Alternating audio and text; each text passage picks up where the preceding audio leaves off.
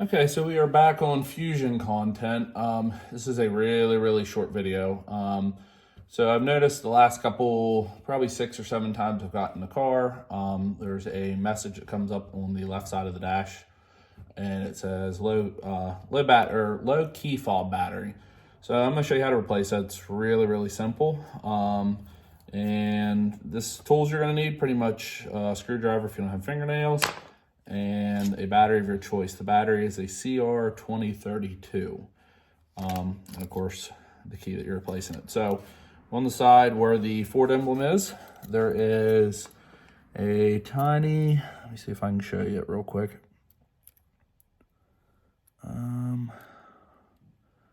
There's a tiny little mark right there. And you just pretty much put the screwdriver in there and it pops it up.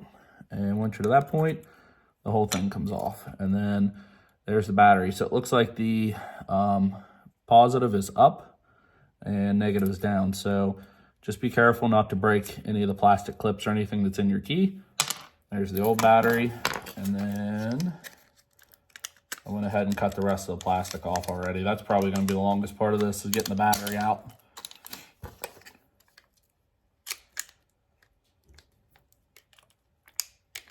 Yep, that's like I thought. And be careful not to mark up your battery. So pretty much push it back down in.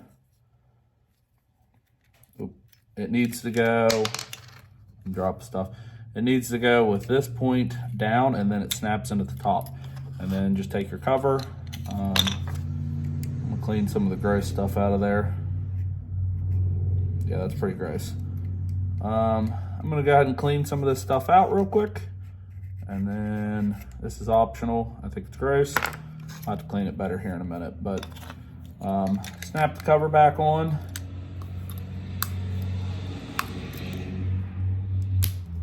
Just like that.